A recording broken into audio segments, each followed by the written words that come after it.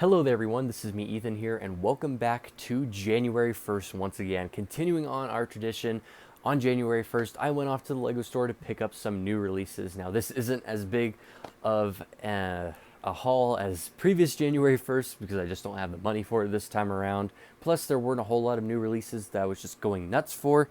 There were really only two, and you will see that right now. So let's get into the video. As you can see, it's kind of a smaller bag. Starting off with the big bang, we have the Clone Trooper and Battle Droid Battle Pack.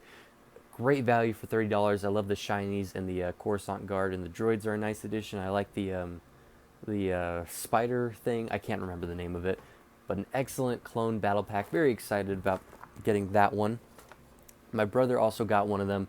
And funny story, we made it 10 minutes late after release. It was around, I think, 10:09 or 10:10 that we showed up to the Lego store. I was really worried they would be out of stock. They were not on the shelf. So me and my brother were just waiting there. And then one of the employees came in with like 10 and put them on the shelf. So I grabbed one, my brother grabbed one, and then like 8 other people behind me grabbed the others. So as soon as the 10 were put out, the last 10 were taken. So that was really funny. But I was very happy to pick up one of these, and my brother was able to get one. They had a 1 per household rule, but they made us an exception, so shout out to that Lego store employee who was an exception. I think his name was Sid. I can't remember his name exactly, but shout out to whoever helped us both be able to get one despite the weird 1 per household rule.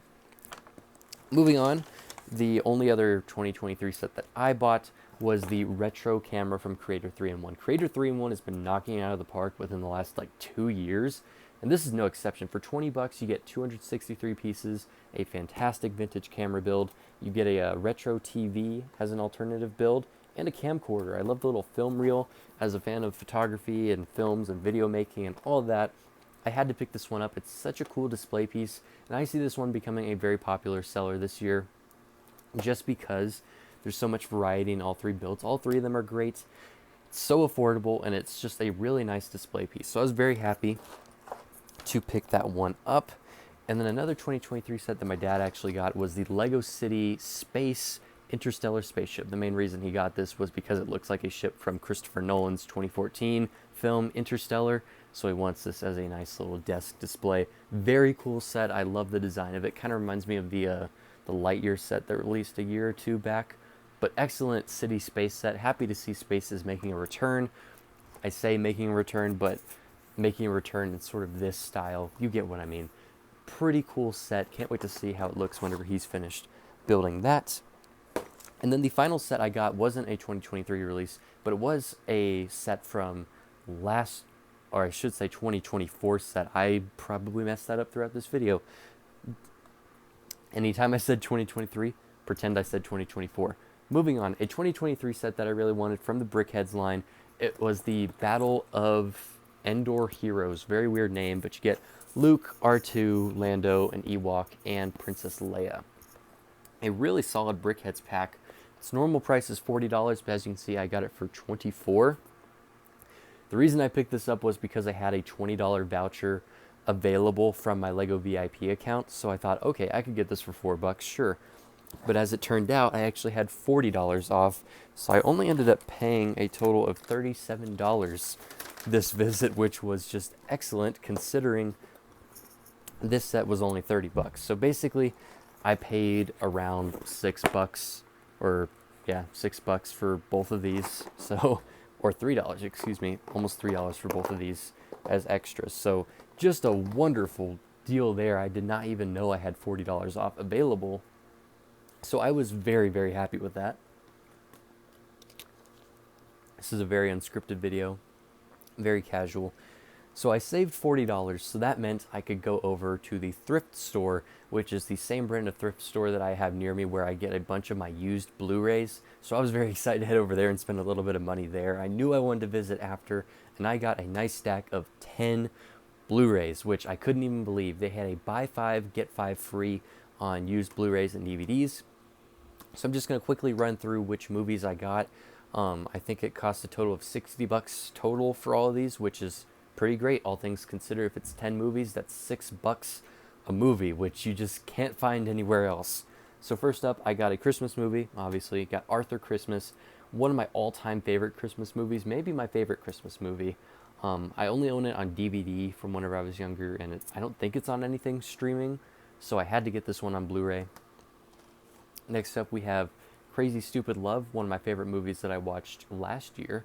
I think I mentioned that in my previous video. Really solid cast, as you can see right there. Really funny rom-com. It's not on anything streaming, so I had to get this one. Next up is a movie that I have not seen. Most of these movies I have not seen. It is Gravity, starring Sandra Bullock and George Clooney. Apparently it's a really solid sci-fi flick, so I decided, why not?